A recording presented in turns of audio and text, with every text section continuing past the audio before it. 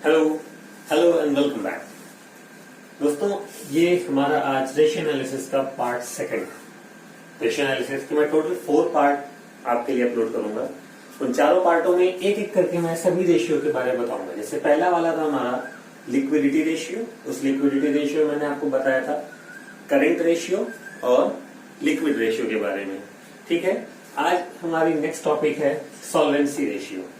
Solvency ratio यानी दोस्तों कि किसी कंपनी के अगर बंद होने का वक्त आ जाए, ठीक है, क्योंकि हमारी कंपनी में जब बाहर के लोग पैसे लगाते हैं तो उन्हें सेटिस्फैक्टरी रीजन चाहिए। वो हमारी कंपनी में अगर पैसा लगाते हैं तो ना सिक्योरिटी पॉइंट ऑफ व्यू चाहिए कि हम अगर एज अ कंपनी काम कर रहे हैं तो हमारे पास पैसा लगाना उनके लिए कितना ज्यादा सिक्योर है।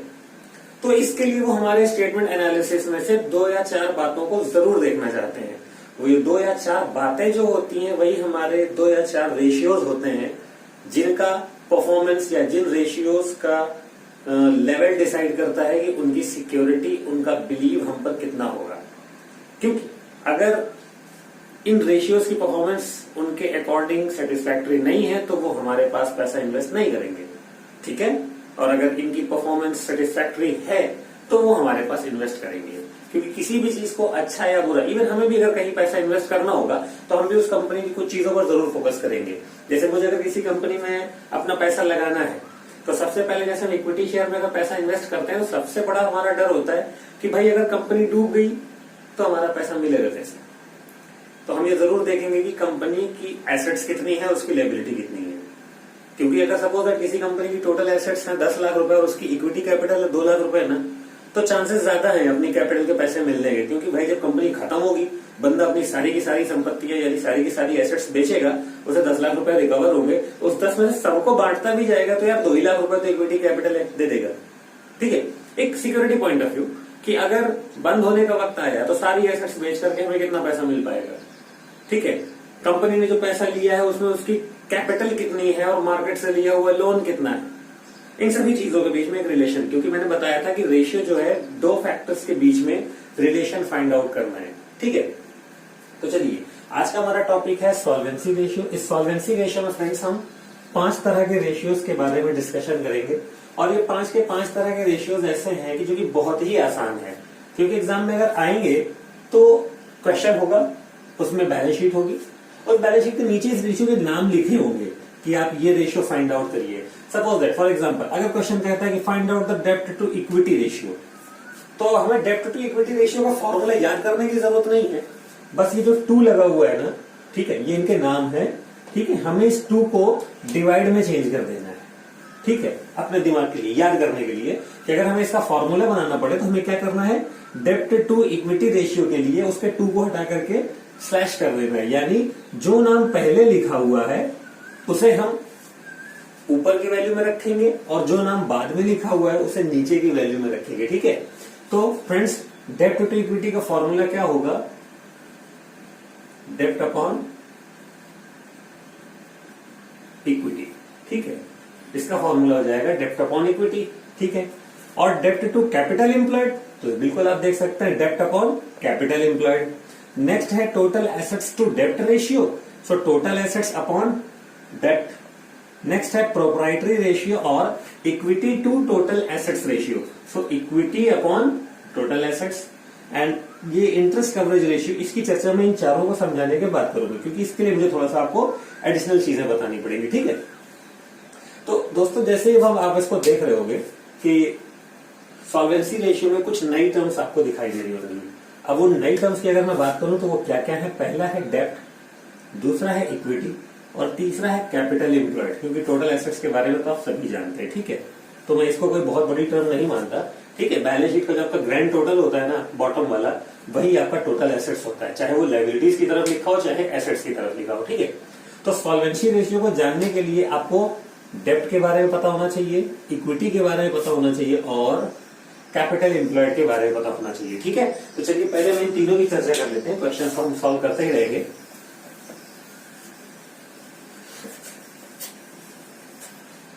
तो फ्रेंड्स हम जब सॉल्वेंसी रेशियो सॉल्व करने बैठेंगे या सॉल्वेंसी रेशियो से रिलेटेड कोई भी रेशियो फाइंड आउट करेंगे तो उसके लिए हमें बैलेंस शीट की लायबिलिटी साइड के बारे में बहुत अच्छे से जानकारी होना जरूरी है, क्योंकि अगर हमें कंपनी की बैलेंस शीट की लायबिलिटी साइड की जानकारी नहीं होगी ना तो हम शायद है कि सॉल्वेंसी रेशियो फाइंड आउट ना कर पाए।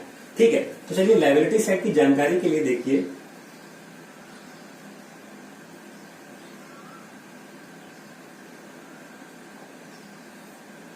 कंपनी की लायबिलिटीज यानी बैलेंस शीट में दो पार्ट होते हैं, एक लायबिलिटीज एक एसेट्स। मैं कह रहा हूं कि सॉल्वेंसी रेशियो के लिए आपको लायबिलिटीज जानने की ज्यादा जरूरत है। तो लायबिलिटीज में होती क्या क्या चीजें? लायबिलिटीज बेसिकली दो चीजों से मिलकर बनती है। ठीक है, पहला बनता है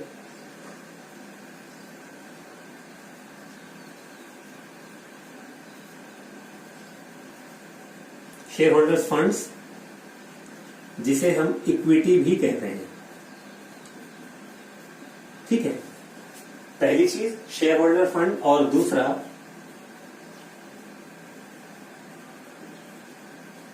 टोटल डेट। ठीक है, इन दो चीजों से मिलकर के लायबिलिटी बनती है। यानी अगर हमें यह जानना हो कि किसी कंपनी की टोटल लायबिलिटी कितनी है तो हम अगर इन दोनों के बारे में जानते हैं तो इन दोनों को जोड़ देंगे तो उसकी टोटल लायबिलिटी फाइंड आउट हो जाएगी। ठीक है, अब अगर किसी कंपनी की टोटल लायबिलिटी है तो उसकी लायबिलिटीज अगर इतनी है तो उसकी टोटल एसेट्स कितनी होगी? जो लायबिलिटी होगी वही एसेट्स होगी। तो हम अगर ये बोल सकते हैं कि अगर किसी कंपनी की इक्विटी 10 लाख है और उसकी टोटल डेट 5 लाख है तो उसकी टोटल एसेट्स कितनी है? 10 प्लस 5 15 लाख।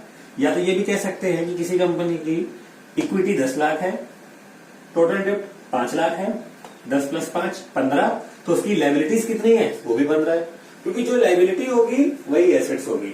मान लेते हैं ये 20 है और ये 10 है, तो ये कितनी हो गई? कंफर्म दिख रहा है कि 30 है और 30 बराबर 30, तो उसकी एसेट्स भी 30 होगी। Got it? ठीक है, तो चलिए अगर इनके बारे में एक्सप्लेनेशन लेते हैं किसमें क्या क्या चीजें इंक्लूड होती हैं। ठीक है, अगर मैं इस शेयर होल्डर फंड की बात करूं तो फ्रेंड्स इसमें कंपनी का मोस्टली कैपिटल पार्ट आपको देखने को मिलेगा। पहली चीज इसमें होगी इक्विटी शेयर कैपिटल, नेक्स्ट होगी प्रेफरेंशियल शेयर कैपिटल, नेक्स्ट होगा इसमें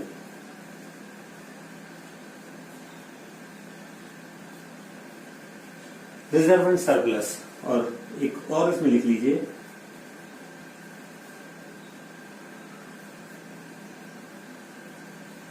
money received against share warrant या वारंट शेयर्स। ठीक है, money received against share warrant या वारंट शेयर्स। तो ये चार चीजें हैं फ्रेंड्स। इसमें से रिजर्व एंड सरप्लस को ध्यान से देख लीजिए। रिजर्व एंड सरप्लस यानी all types of reserve, surplus यानी कंपनी का उस साल का कमाया हुआ प्रॉफिट। तो चाहे जनरल रिजर्व हो, चाहे कैपिटल रिजर्व हो, चाहे वर्क्समैन कंपनसेशन रिजर्व हो। ठीक है, कितने भी तरह के रिजर्व होंगे सबको इसी रिजर्व एंड सरप्लस में ही माना जाता है, यानी कोई भी होगा वो इक्विटी माना जाएगा। कंपनी का करंट ईयर का प्रॉफिट होगा तो उसे भी हम सरप्लस मानेंगे, यानी उसे भी हम इक्विटी या शेयर होल्डर फंड ही मानेंगे। ठीक है, तो इधर के लिए ये चार चीजें। और टोटल डेप्ट में फ्रेंड्स जो भी अमाउंट होगा वो दो चीजों से मिलकर के बनता है। ठीक है, पहला लॉन्ग टर्म डेट्स, दूसरा short term debts. Short term debts को ही दूसरे नाम अगर हम कहें तो उसे हम करंट लायबिलिटीज भी कहते हैं। ठीक है फ्रेंड्स, करंट लायबिलिटीज के बारे में ज्यादा डिटेल नहीं दूंगा क्योंकि पिछली वीडियो में आप करंट लायबिलिटी के बारे में जान चुके हो।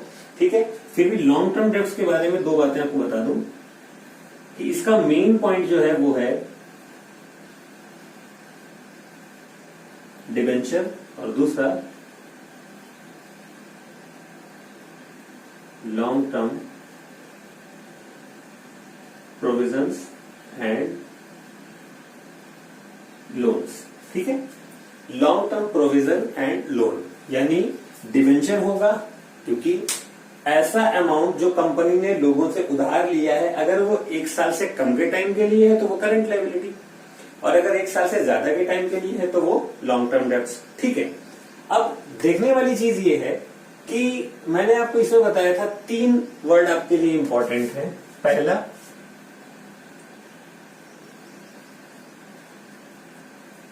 इक्विटी, जो कि आप जान गए ये होता है। दूसरा डेप्ट, आप ये जान गए, ठीक है। टोटल डेप्ट नहीं फ्रेंड्स, डेप्ट जब कभी भी आपको रेशियो एनालिसिस में कहीं पर भी मिले तो आप डेप्ट का अंदाजा लगाइए लॉन्ग टर्म डेप्ट से, ठीक है। क्योंकि शॉर्ट टर्म डेप्ट को हम करंट लायबिलिटी कहते हैं, तो उसे डेप्ट मत मानिए आप, ठीक है। डेप्ट है मगर वो 1 साल के अंदर पे आउट हो जानी है। लेकिन जब कभी भी रेशियो एनालिसिस में कहीं पर भी डेप्ट आपको शब्द मिले तो डेप्ट का मतलब है लॉन्ग टर्म डेप्ट, ठीक है। तो इस डेप्ट के बारे में आप जान गए, ये है। एक वर्ड और था कैपिटल एम्प्लॉयड।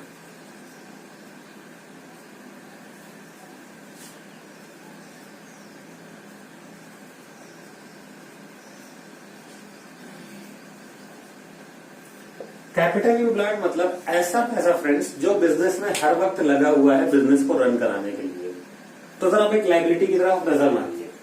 लायबिलिटीज में 3 मेन अमाउंट हैं आपके, 1, 2 और 3। इनमें से कौन सा ऐसा पैसा है जो बहुत ज्यादा टाइम के लिए नहीं लगता है? ये है करंट लायबिलिटी। ये पैसा जो है फ्रेंड्स ये 1 साल के लिए होता है, तो आप ये बहुत ज्यादा टाइम के लिए तो लगा नहीं सकते। तो आप इस पैसे को तो बिल्कुल नहीं कह सकते कि बिजनेस को रन कराने के लिए लगा है, ठीक है। बिजनेस को रन कराने के लिए वो पैसा होता है जो लॉन्ग टर्म के लिए बिजनेस में इन्वेस्ट किया जाए। वो पैसा आपके डिवेंचर्स हैं, लॉन्ग टर्म प्रोविजन हैं और ये है। यानी हम ये कह सकते हैं कि इन दोनों का जो कॉम्बिनेशन है वो हमारा कैपिटल एम्प्लॉयड कहलाता है, ठीक है। इनका और इनका कॉम्बिनेशन जो होगा वो हमारा कैपिटल एम्प्लॉयड कहलाएगा, ठीक है। अभी जरा अगर मैं बोलूं कि ये 5 लाख है, ये 2 लाख है, तो बताइए कैपिटल एम्प्लॉयड कितना होगा? तो 5 और 2 कैपिटल एम्प्लॉयड 7 लाख। अगर अब मैं आपसे बोलूं कि लॉन्ग टर्म डेप्ट 2 लाख है, कैपिटल एम्प्लॉयड 7 है, तो ये कितना होगा? तो ये एग्जैक्टली फिर 5 होगा, ठीक है। अब अगर मैं आपको बोलूं ये 5 है, ये 2 है और ये टोटल जो है ये 10 है, ठीक है। तो अब बताइए शॉर्ट टर्म डेप्ट कितनी होगी? भाई 10 में से, भाई अब क्योंकि ये 2 है तो 5 और 2 7, जबकि होना चाहिए 10, तो ये कितना हो जाएगा? ये हो जाएगा 3, ठीक है। हम इस तरह से फाइंड आउट कर सकते हैं कि अगर हमें कोई भी मिसिंग वैल्यू दी होगी तो हम उस मिसिंग वैल्यू को इस तरह से फाइंड आउट कर सकते हैं, ठीक है। अगर सपोज दैट हमें इसके बारे में बता दी जाए ये 2 है, हमें बता दी जाए ये 4 है और इसका टोटल जो है वो 12 है, तो अब आप बताइए इक्विटी आपकी कितनी हो गई? 4 और 2 6, जबकि होना कितनी चाहिए? 12, तो ये कितनी हो गई? 6 लाख रुपए, ठीक है फ्रेंड्स। तो अब जरा मैं इस चार्ट को साफ करूंगा और इसके जस्ट बाद आपके लिए क्वेश्चन लिख रहा हूं, ठीक है। और उस क्वेश्चन से फिर आपको बताना है ये जो आपने अभी 4 रेशियो लिखे थे उन चारों को आपको फाइंड आउट करना होगा।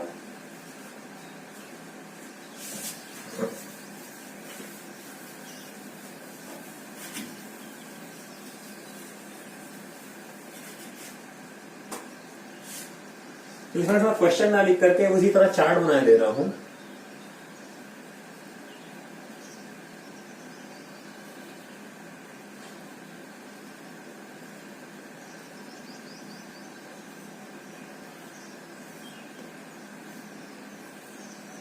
ठीक है फ्रेंड्स, हमारी कंपनी की equity,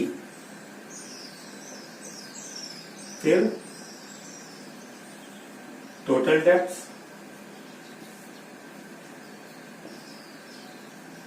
long term debts and current liability, ठीक है फ्रेंड्स। हमारी कंपनी की इक्विटी है 8 लाख, लॉन्ग टर्म डेप्ट्स हैं 4 लाख रुपए, ठीक है। और कंपनी की करंट लायबिलिटीज हैं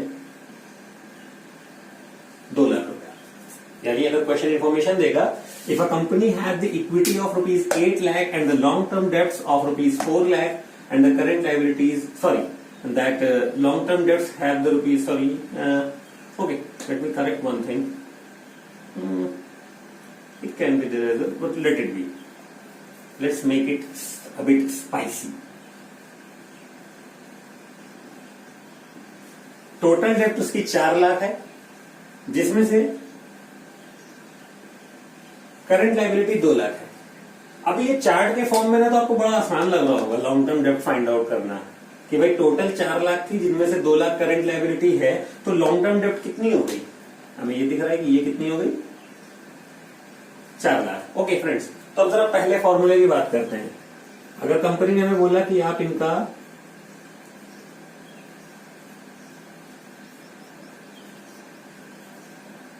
डेब्ट टू इक्विटी रेशियो बताइए, तो डेब्ट टू इक्विटी रेशियो का फॉर्मूला क्या होगा? डेब्ट अपॉन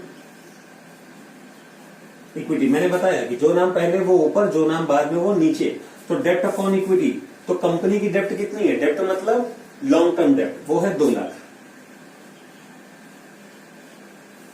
अपॉन इक्विटी कितनी है फ्रेंड्स? 8 लाख। ठीक है। अब अगर हम इसे कैंसिल कर दें तो ये हो जाएगा हमारा 1/4, या अगर हम और इसे ज्यादा ही आसान सॉल्व करना चाहें तो ये हो जाएगा 0.25:1। ठीक है फ्रेंड्स, ये हो गया हमारा डेब्ट टू इक्विटी रेशियो। अब अगर इसके बाद हम दूसरे क्वेश्चन की बात करें, ठीक है, जो कि था हमारा कैपिटल एम्प्लॉयड, यानी डेब्ट टू कैपिटल एम्प्लॉयड।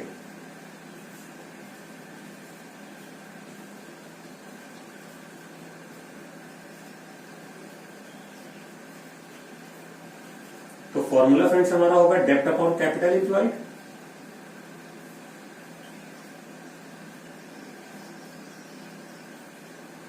डेब्ट अपॉन कैपिटल एम्प्लॉयड। डेब्ट हमारी कंपनी की 2 लाख रुपए है, और मैंने बताया था कि इन दोनों का जो कॉम्बिनेशन होता है वो होता है कैपिटल एम्प्लॉयड। तो 8 और 2 10 लाख।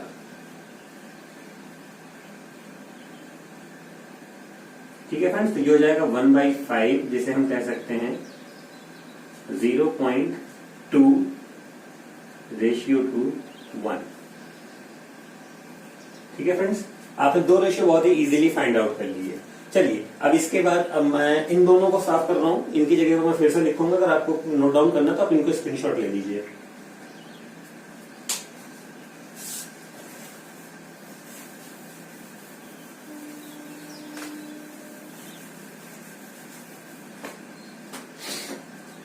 अब फ्रेंड्स हमारा नेक्स्ट जो होगा वो होगा टोटल एसेट्स टू डेब्ट रेशियो।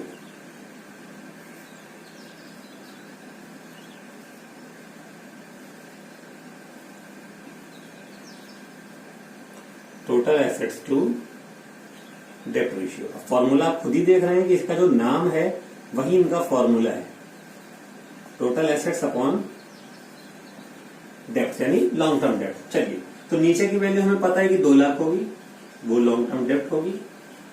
और टोटल एसेट्स फ्रेंड्स,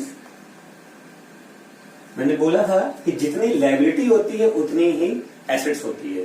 तो चलिए, इन दोनों को मिलाकर के ये बना, ठीक है। अब इन दोनों को मिलाकर के ये बनेगा, तो 8 + 4 कितना हो जाएगा फ्रेंड्स? 12 लाख। अब जितनी लायबिलिटी होंगी उतनी ही एसेट्स भी होंगी। ठीक है, तो कंपनी की टोटल एसेट्स कितनी है? 12 लाख, यानी डेब्ट है 2 लाख रुपए और टोटल एसेट्स 12 लाख। ठीक है फ्रेंड्स, तो अब आ जाएगा हमारा आंसर 6/1, यानी 6:1। ठीक है, अभी हमारा लास्ट बचता है प्रोप्राइटरी रेशियो।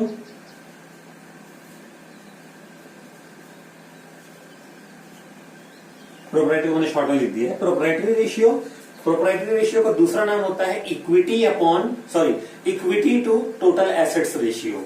तो जो दूसरा नाम उसका है equity to total assets ratio, उस पर ध्यान दीजिए। इक्विटी शब्द पहले है तो वो ऊपर, और टोटल एसेट्स वो नीचे। ठीक है, अभी अभी हमने दूसरे क्वेश्चन में फाइंड आउट किया कि टोटल एसेट्स हमारी 12 लाख है। ठीक है, और इक्विटी हमारी 8 लाख है। तो ये हमारा बनेगा 2/3, जिसे हम बोलेंगे 0.67:1। ठीक है फ्रेंड्स, ये हमारे 4 फॉर्मूले जो मैंने अभी आपको आज सिखाने थे वो मैंने आपको बता दिए। अभी आप अपने क्वेश्चंस में इनको ढूंढोगे, अपनी बुक में इनको ढूंढोगे, आपको जहां भी ये क्वेश्चन मिले आप इजीली इन्हें सॉल्व कर सकते हो। ठीक है, अभी आपको बचता है 5वां पॉइंट, जो कि था इंटरेस्ट कवरेज रेशियो। ठीक है, उसके लिए मुझे पहले आपको एक कैलकुलेशन दिखानी होगी, जिसके बाद आपको इंटरेस्ट कवरेज रेशियो और ज्यादा आसान लगने लगेगा। तो वो कैलकुलेशन देखिए।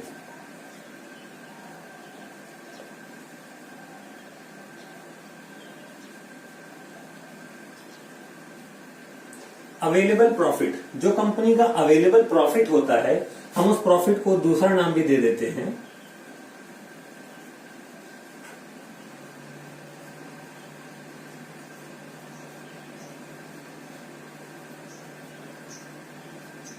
Interest and tax, profit before interest and tax, company का कोई प्रॉफिट आया होगा, ठीक है, क्योंकि कंपनी पहले प्रॉफिट अर्न करती है, फिर उसके बाद आए हुए प्रॉफिट में से डिवेंचर्स का इंटरेस्ट पे आउट करती है और अपना टैक्स पे करती है। तो कंपनी सारे अपनी इनकम में से अपने एक्सपेंसेस को घटा लेगी, अपना प्रॉफिट पता कर लेगी, उसके बाद ये देखेगी कि डिवेंचर को इंटरेस्ट कितना देना है, फिर देखेगी कि हमें टैक्स कितना पे करना है, ठीक है। तो पहला काम होगा इंटरेस्ट पे करना, क्योंकि टैक्स हम अपनी एग्जैक्ट इनकम पे करते हैं। ऐसा नहीं है कि हम अपनी बड़ी इनकम पे टैक्स पहले पे करते हैं, उसके बाद इंटरेस्ट देने के बाद मेन इनकम और कम हो जाए। हम सभी बंदे यही चाहते हैं कि हमारा टैक्स कम से कम हमें पे करना पड़े, तो उसके लिए हम अपने सारे खर्चे सबसे पहले खत्म करते हैं, लास्ट में जो हमारी एग्जैक्ट इनकम होती है हमें उस पर टैक्स देना होता है। तो ध्यान दीजिए, अभी जो हमारा प्रॉफिट आया है वो है profit before interest and tax, जिसे हम शॉर्ट में कह सकते हैं PBIT, profit before interest and tax. अब इसमें से हम घटा देंगे इंटरेस्ट ऑन डिवेंचर,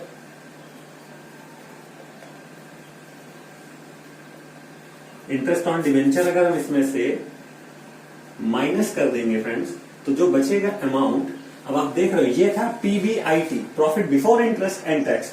अब इंटरेस्ट खत्म हो चुका है तो ये बन गया प्रॉफिट आफ्टर इंटरेस्ट, ठीक है।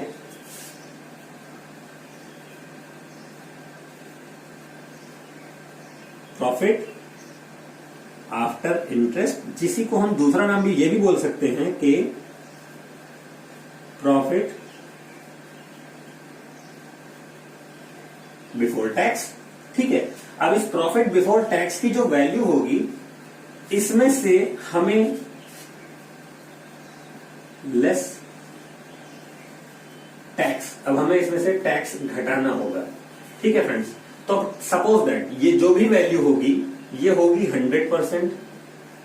अब इसमें से मान लीजिए अगर हमने टैक्स अपना 40% डिडक्ट कर दिया, तो अब जो वैल्यू बचेगी वो कितनी होगी, वो होगी 60%। और ये जो हमारा प्रॉफिट होगा वो होगा हमारा कंपनी का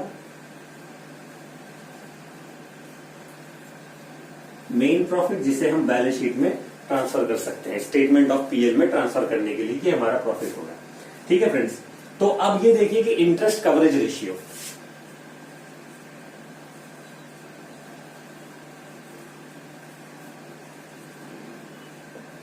इंटरेस्ट कवरेज रेशियो का फॉर्मूला जो है फ्रेंड्स वो इस बात के लिए है कि हमारी कंपनी यानी कंपनी के डायरेक्टर्स जब इंटरेस्ट बांटने बैठते हैं तो उन्हें बस ये देखना है कि हमारे पास प्रॉफिट है कितना, और जितना इंटरेस्ट बांटना है अगर वो इनमें से हम पूरा सिर्फ इंटरेस्ट ही बांट दें तो कितनी बार बांट सकते हैं।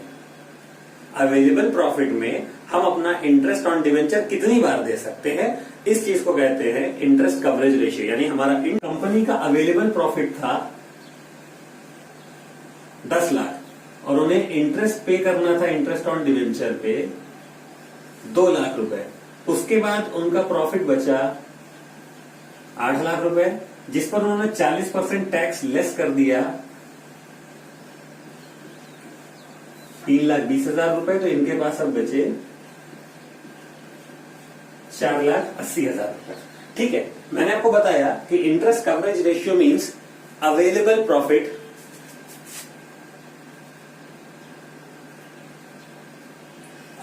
नहीं बोलता हूं मैं फ्रेंड्स को, मैं इसके लिए पीबिट शब्द इस्तेमाल करता हूं, PBIT, profit before interest and tax, यानी इंटरेस्ट और टैक्स देने के पहले प्रॉफिट कितना था अपॉन इंटरेस्ट ऑन डिवेंचर्स, ठीक है। इंटरेस्ट ऑन डिवेंचर यानी हमारे पास प्रॉफिट था कितना और उस प्रॉफिट में हम इंटरेस्ट कितनी बार दे पाएंगे। आप बेसिकली देखिए कि आपके पास 10 लाख रुपए हैं और आपको अगर 2 लाख रुपए इंटरेस्ट देना है, तो अगर आप पूरे 10 लाख में सिर्फ इंटरेस्ट ही बांट दें तो कितनी बार बांट सकते हैं। 2 लाख रुपए बांटने हैं और अवेलेबल पैसा आपके पास 10 लाख है, तो आप 5 बार ये पैसा बांट सकते हो, तो आपका इंटरेस्ट कवरेज रेशियो 5 टाइम्स है, ठीक है।